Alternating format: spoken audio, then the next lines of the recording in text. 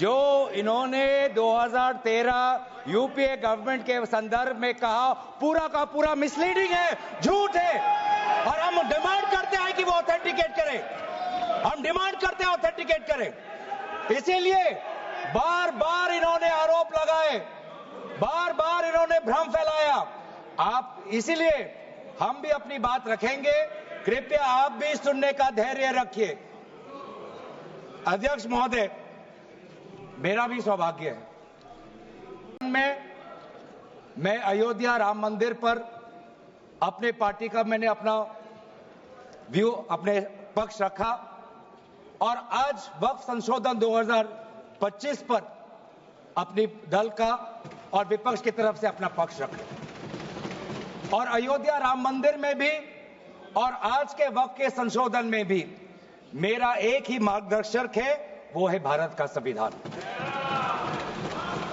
भारत का संविधान जो कहता है कि हमारा भारत में हर व्यक्ति को सामाजिक, आर्थिक और राजनीतिक न्याय, विचार, अभिव्यक्ति, विश्वास, धर्म और उपासना की स्वतंत्रता और साथ साथ में यह कहता है कि व्यक्ति की गरिमा और राष्ट्र की अखंडता सुनिश्चित करने वाली बंधुता। ये बिल आज इस संविधान के इस जो मूल जो ढांचा है उस पर आक्रमण है और इनकी जो पूरा जो भाषण था वो हमारे संविधान के इस मौलिक अधिकार पर, हमारे संघीय ढांचे पर एक आक्रमण था। आज इस सरकार का इस बिल के द्वारा 4 इनके मूल उद्देश्य। पहला मूल उद्देश्य है कि संविधान को कमजोर करना, टू डाइल्यूट द कॉन्स्टिट्यूशन।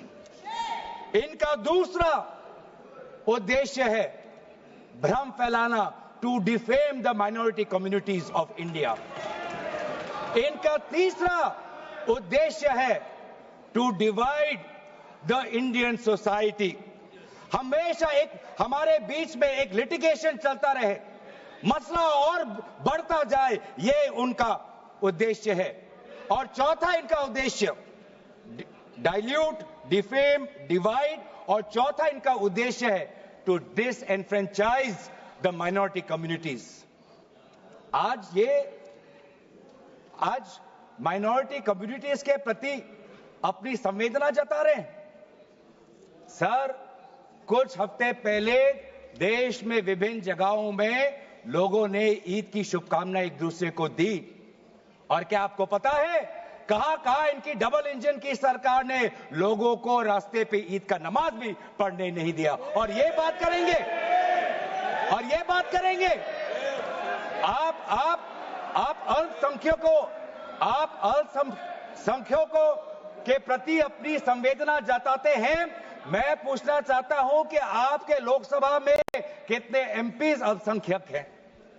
पहले उसका विवरण दीजिए और फिर हमें बताइए कि आपके दिल में कितना संवेदना है। सर, मेरा तो मैंने जिस दिन भी ये बिल इंट्रोड्यूस हुआ उस दिन भी आदरणीय मंत्री को मैंने सुना और आज भी मैंने उनको सुना।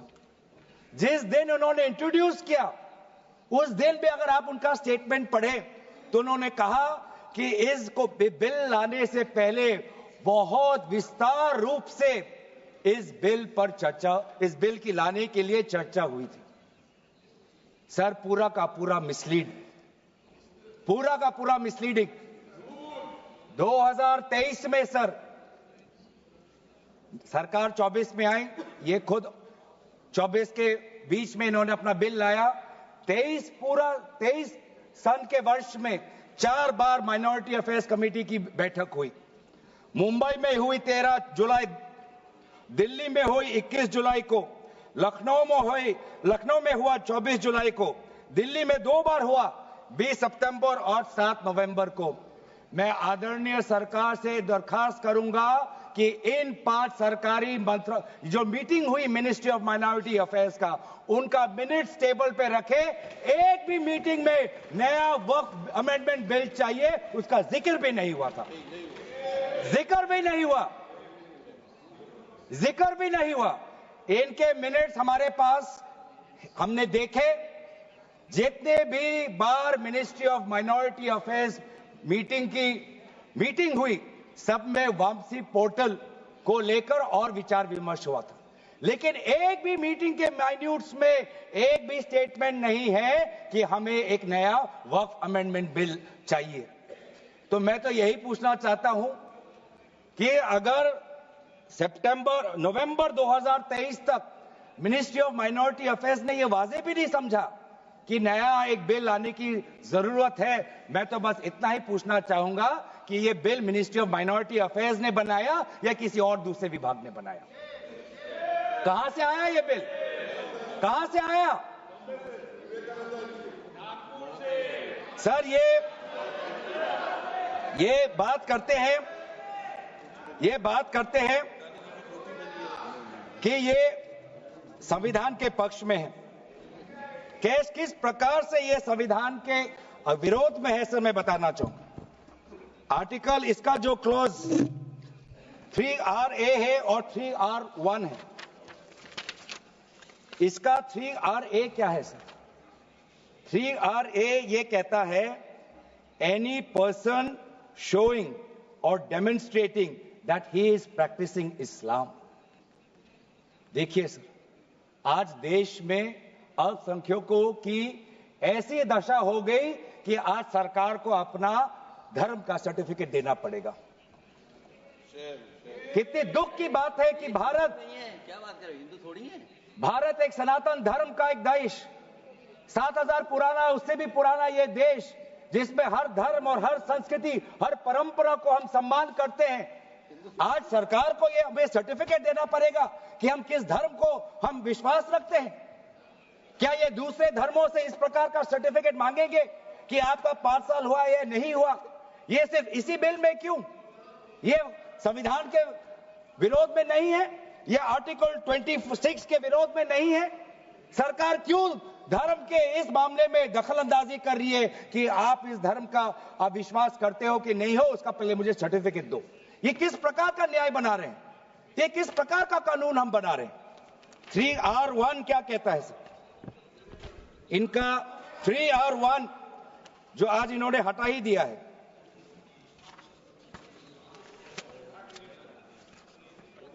R1 कहता है a waqf by user, but such waqf shall not cease to be a waqf by reason only of the user having ceased, irrespective of the period of such session। ये इसके हटाने की क्या जरूरत थी सर? ये हमारा बार बार विभिन्न जजमेंट के द्वारा ये पूरा वक्फ बाय यूजर और इसके बारे में विभिन्न जजमेंट आए सर। एक जजमेंट पढ़ना चाहूंगा। M Siddique, Ram Janmabhoomi, Muslim law does not require an express declaration of a waqf in every case. The dedication resulting in a waqf may also be reasonably inferred from the facts and circumstances of a case or from the conduct of the waqif। तो ये बार बार ये विभिन्न judgement के द्वारा वक्फ और ये जो पूरी इनकी जो परंपरा है, विभिन्न जजमेंट ने ताकत दी, और आज यही विभिन्न क्लॉजेस के द्वारा जजमेंट्स को भी और हाईकोर्ट के ताकत को भी ये कमजोर कर रही है। सर पहले वक्फ क्या है ये भी हमें समझना चाहिए। Waqf means the permanent dedication by any person of any movable और immovable property for any purpose recognised by the Muslim law as pious, religious, charitable. Sir आज ये क्या कहना चाहते हैं कि वही व्यक्ति जो प्रैक्टिसिंग इस्लाम कर रहा है 5 साल के लिए वही आ सकता है, जो इनका 3RA है, और जो सेक्शन 104 था, आज इन्होंने सेक्शन 104 हटाने के पक्ष में कहा, लेकिन सेक्शन 104 यही कहता है कि कोई भी व्यक्ति वक्फ कर सकता है। तो यही तो हमारा सेक्युलर नेचर है कि कोई भी व्यक्ति अब वक्फ कर सकता है। अब ये जो अधिकार है एक व्यक्ति का, आप उस अधिकार को आप क्यों छीन रहे हो? सिर्फ ऑप्टिक्स सर, इनको बाहर दिखाना है कि हम ये बहुत बड़ा काम कर रहे हैं। क्या इन्होंने कहा कि क्लॉज 9C में ये कहते हैं कि 2 महिला को हम ये इंक्लूजन कर रहे हैं? ये पहले भी था सर। अगर आप 1995 एक्ट पढ़े तो ये पहले भी था, उसमें ये भी था कि 2 से ज्यादा सदस्य महिला हो सकती थी। इन्होंने तो 2 पे ही कैप कर दिया। ये पहले से ही था, ये सिर्फ दिखावा। और इनका 3 और 4 में जो ये विशेष रूप से विडो, डिवोर्स वुमन और ऑर्फन की बात करते हैं, ये पहले भी था सर। ये पहले भी जो 3R है जिसमें वेलफेयर की उल्लेख है, उस वेलफेयर एंड अदर पर्पसेस में window, divorce woman and orphan पहले से ही उसमें समा जाता है। लेकिन इनको भ्रम फैलाना है, इनको भ्रम फैलाना है कि वर्तमान का जो एक्ट है वो महिलाओं के खिलाफ है। इनको भ्रम फैलाना है कि वर्तमान में महिलाओं को कोई भूमिका नहीं मिलती, ये इनका काम है। लेकिन कानून में सर पहले से ही ये सारे प्रावधान हैं, वो चाहे किसी विधवा का संरक्षण हो या महिलाओं को और समर्थन देना हो। सर रिफॉर्म की बात करते हैं, सर इनका क्लॉज 33 में जो रेवेन्यू आना चाहिए वो रेवेन्यू उन्होंने घटा दिया। पहले 7% का एक रेवेन्यू फॉर वक्फ बोर्ड आता था, आज इन्होंने 5% कर दिया, गिरा दिया। क्यों गिराया? क्या आप नहीं चाहते कि वक्फ बोर्ड और अच्छी तरीके से चले? आप नहीं चाहते कि उसमें नई टेक्नोलॉजी आए? अगर कहीं खामियां हुई भी है, माना कि कोई भी कानून इस देश का, कोई भी कानून परफेक्ट नहीं है, कोई भी कानून परफेक्ट नहीं है, माना कहीं कहीं प्रदेशों में खामियां हैं, वो चाहे केरल में हो, आंध्रा में हो, कर्नाटक में हो, पंजाब में हो, दिल्ली में हो। लेकिन सर आप चाहते हैं कि वो वक्फ बोर्ड, वक्फ ट्राइब्यूनल और अच्छी तरीके से चले, और ये चाहते हैं कि वक्फ बोर्ड वो और कमजोर हो, और इसीलिए जो रेवेन्यू वाला क्लॉज है 7% से 5% इन्होंने घटा दिया। मेरा सुझाव, हमारे तरफ से ये सुझाव है कि 7% से 5% घटाने के बजाय आप 7% से 11% और इस रेवेन्यू को और इंक्रीज करिए। आज ये बात करते हैं कि ये रिफॉर्म्स ला रहे हैं। क्लॉज 26 पढ़िए sir, section 52A, section 52 clause 26। Clause 26 में क्या लिखा है? In section 52A of the Principal Act, in subsection 1, for the words rigorous imprisonment, the words imprisonment shall be substituted. Dilute कर रहे हैं सर। पेरेंट एक्ट बोलता था कि रिगरस इम्प्रिजनमेंट हो, और अगर आप बार बार ये कह रहे हैं कि फलाना हो रहा है, धमकाना हो रहा है, तो आप इसको क्लॉज को क्यों कमजोर कर रहे हैं? सिर्फ भ्रम फैलाना है सर। मंशा इनकी कहीं और है। मंशा सर, मैं भी एक टिप्पणी देना चाहूंगा कि आज ये एक विशेष समाज के जमीन पर इनकी नजर है, कल समाज के दूसरे अल्पसंख्यकों के जमीन पर इनकी नजर जाएगी। आज ये बिल सिर्फ एक विशेष समुदाय के जमीन पर इनकी नजर है, कल दूसरे समुदायों के जमीन पर इनकी नजर जाएगी। बार बार ये बिल सर, इतना संशोधन की जरूरत है। ये मैं नहीं कहता कि संशोधन की जरूरत नहीं है। मंत्री महोदय ने बार बार इसका जिक्र किया कि ये बिल कितनी बार इसका संशोधन हुआ। इसकी शुरुआत आप जहां से भी पकड़े, आप 1810, 1817, उसके बाद 1954, 1984, 1995, सच्चर कमेटी, रहमान कमेटी 2003। संशोधन चाहिए सर, मैं नहीं कहता कि हम संशोधन के विपक्ष में नहीं, लेकिन संशोधन इस प्रकार का हो जिससे बिल का रूपायन, जिससे बिल और ताकतवर बने। और इन्होंने ऐसे संशोधन लाए हैं जिससे बिल से इस देश में और यहां पे समस्या बढ़ेगी, और मसले बढ़ेंगे, और लिटिगेशन होगा।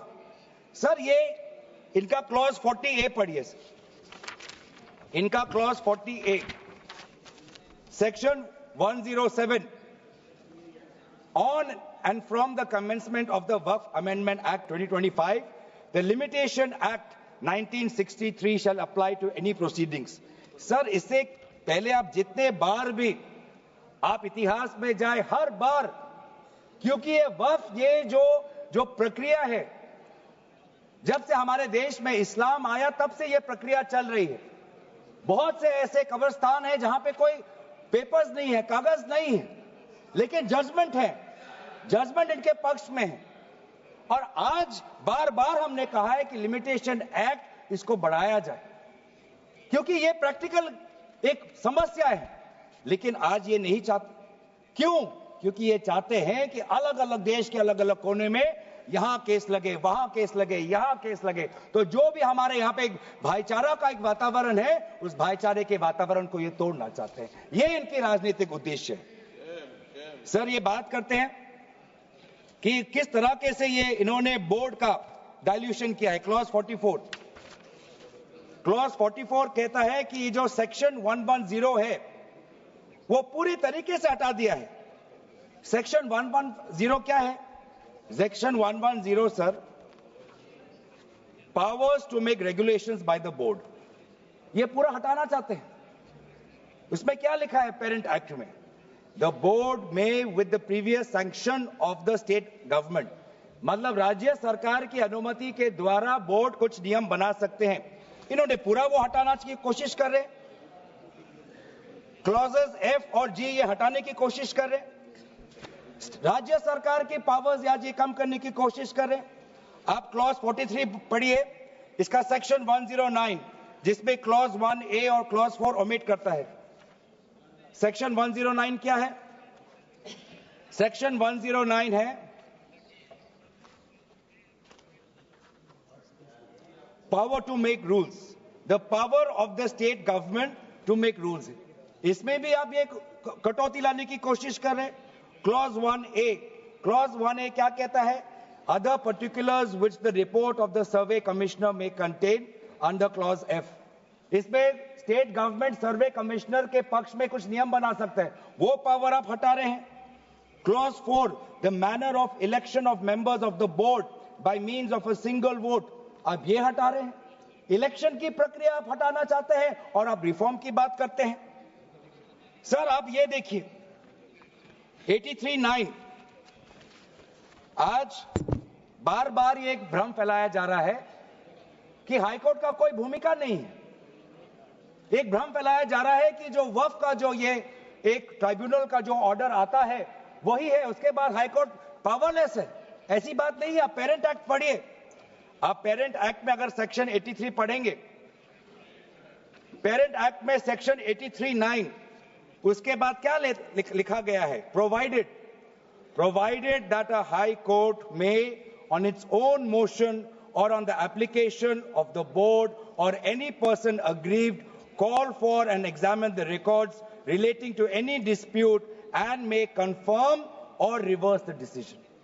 ये पावर हाई कोर्ट में पेरेंट एक्ट में है ही 2013 के संशोधन के बाद। तो क्यों बार बार आप ऐसा एक भ्रम फैला रहे हैं कि हाई कोर्ट का कोई रोल नहीं है? अगर कहीं अन्याय हुआ है, अगर कहीं अन्याय हुआ है, चाहे दक्षिण में हो, उत्तर में हो, उत्तर पूर्वांचल में हो, पश्चिम में हो, तो सेंट्रल गवर्नमेंट के पास वो पावर्स हैं। सेंट्रल गवर्नमेंट के पास under section 97 of the parent act आपके पास पावर है कि कहीं अगर नाइंसाफी हो तो वो आपके पास सेक्शन 97 के द्वारा आप स्टेट बोर्ड को आप डायरेक्शन दे सकते हो। मैं पढ़ूं 97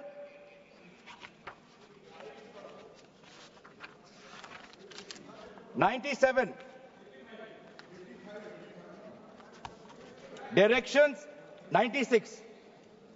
96 for the power of the central government to regulate secular activities of OCUF, powers 97 directions by state government subject to any directions issued by the central government under section 96, the state government from time to time give to the board such general or specific directions as the state government thinks fit। मैं जानना चाहूंगा, आपके बहुत जगह आपकी double engine की सरकार है, बहुत जगह आपकी डबल इंजन की सरकार है, कहीं कहीं आपकी सहयोगी दल की भी सरकार है। आपने पिछले 10 साल में कितने बार इस सेक्शन 97 का आपने इसका इस्तेमाल किया?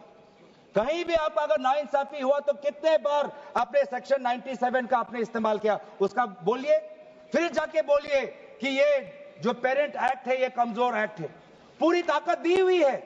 अगर कहीं गलती हुई है, कहीं सुधारना है, हमारी संवेदना है, वो चाहे केरला में मवम की बात हो, संवेदना है हमारी, पर आपके पास भी वो ताकत है। आपने कितने बार इस ताकत को आजमाया? सर, आज आप देखिए कितनी दुख की बात है। सेक्शन 64 क्लॉज 29 64 ये एक्ट सर क्या लिखा है इस?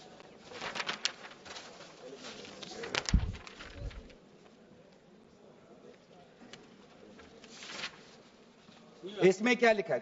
न्यू एक्ट में section clause number 29L, clause number 29L में लिखा है कि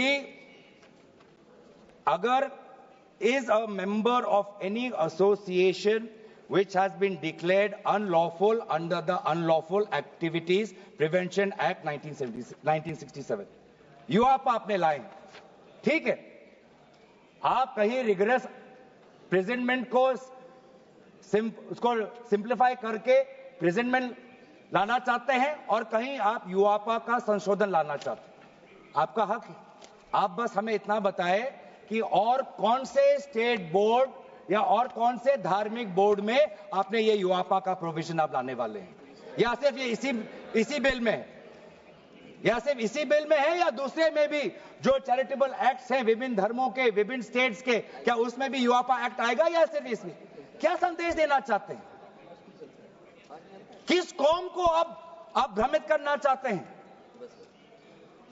बार बार उस कौम को जिसने भारत की स्वतंत्रता की लड़ाई लड़ी है, उस कौम को जिसने 1857 में उन्होंने मंगल पांडे के साथ उन्होंने अपनी शहादत दी, आप उस कौम पर आप दाग लगाना चाहते हैं जिसमें लगभग 2 लाख उलेमा शहीद हुए, आप उस कौम पर दाग लगाना चाहते हैं जिन्होंने भारत छोड़ो आंदोलन में हमारा साथ दिया, आप उस कौम पर आप दाग लगाना चाहते हैं जिन्होंने 6 अप्रैल 1930 में दांडी मार्च का सपोर्ट किया, आप उस कौम पर आप दाग लगाना चाहते हैं जिन्होंने 1926 में ब्रिटिश के डिवाइड एंड रूल को खंडन किया, आप उस कौम पर आप दाग लगाना चाहते हैं जिन्होंने मौलाना हुसैन अहमद मदानी ने 1924 में कंप्लीट इंडिपेंडेंस की मांग की।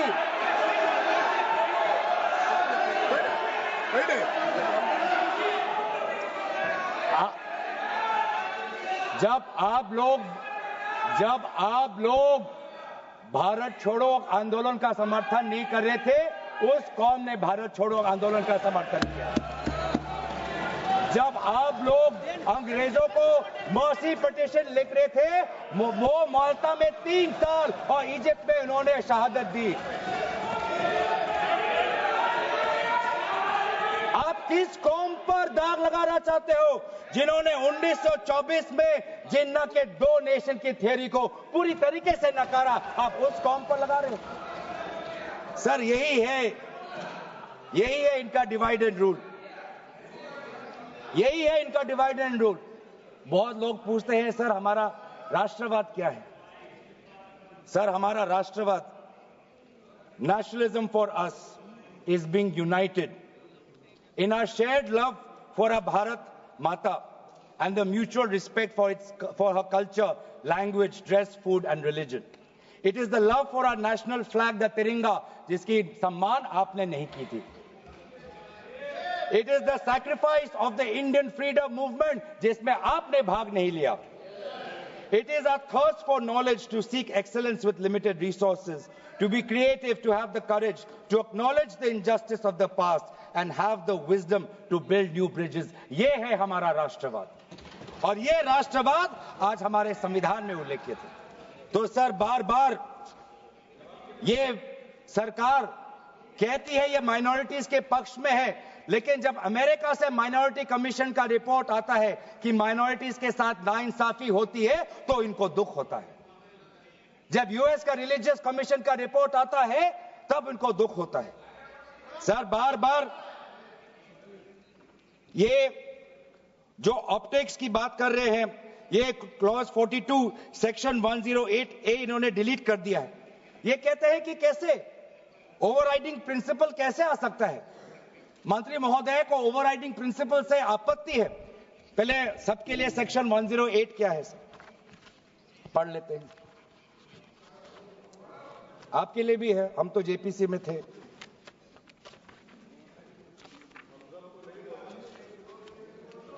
और सर जेपीसी में भी सर दुख की बात करनी पड़ेगी सर कि जेपीसी में ये कहते हैं कि सबका इन्होंने राय सुना, लेकिन आपको भी पता है विपक्ष के द्वारा एक भी संशोधन को इन्होंने स्वीकार नहीं किया। ये किस प्रकार का, हमने भी बहुत से जेपीसी देखे हैं सर, ऐसा जेपीसी नहीं देखा जहां पर क्लॉज बाय क्लॉज डिस्कशन भी नहीं हुआ सर, पूरी तरीके से वोटिंग हो गई। एक मिनट माननीय सदस्य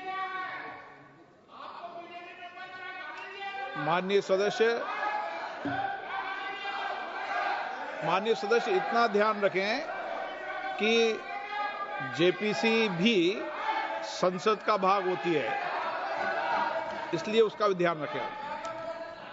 सर इन्होंने जेपीसी की बात की, अगर इन्होंने ये नहीं करते कि जेपीसी में बहुत विस्तार रूप से चर्चा हुआ तो मैं भी नहीं करता।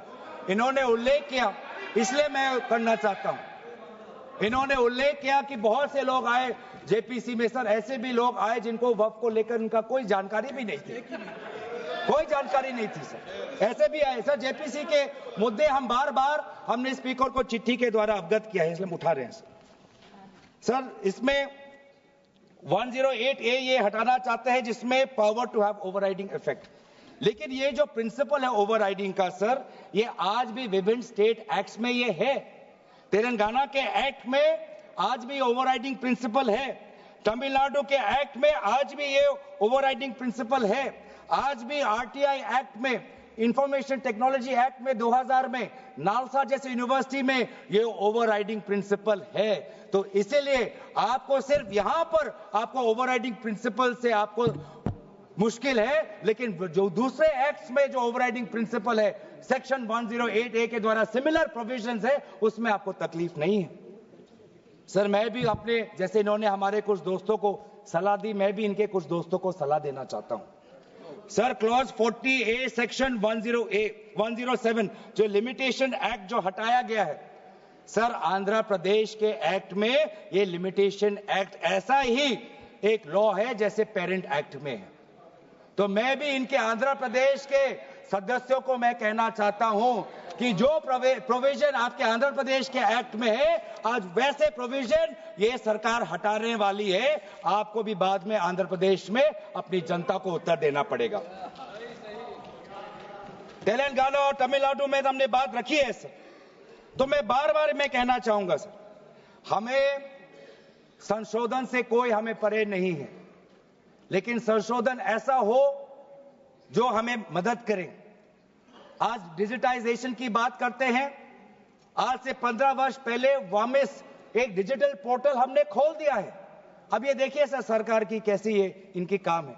डिजिटाइजेशन फिलहाल अभी चल रहा है, डिजिटाइजेशन हो रहा है, पर माना कि डिजिटाइजेशन वामिस में कुछ खामियां हैं, उसको वामसी में, तो आप उसको ठीक करिए।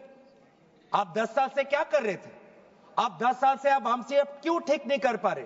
आप वो काम तो नहीं कर पा रहे, अब आप एक दूसरा नियम बना रहे हैं कि दोबारा आप एक नए पोर्टल पे अपने रिकॉर्ड्स आप अपलोड करिए। सर कितने बार हम इस सरकार को अपना कागज दिखाएं? वामसी का अगर इनका काम अधूरा है तो उसको ये काम संपूर्ण करे। अब लेकिन नहीं, इनका काम उद्देश्य यही है कि देश में मसला और बढ़े, और इसलिए आज इस बिल के विरोध में है। ये बिल हमारे देश की अखंडता, ये बिल हमारे संवैधानिक मूल्य, ये देश हमारे अल्पसंख्यकों की सम्मान, ये देश हमारे अमन शांति और सदन और जेपीसी में जिस प्रकार से विचार होना चाहिए था उस सब के विरोध में है। और इसलिए आज पूरा इंडिया अलायंस आज इस बिल के विपक्ष में खड़ा हुआ है। और यही बात कहते हुए मैं अपनी वाणी को समाप्त देता हूं। धन्यवाद, शुक्रिया।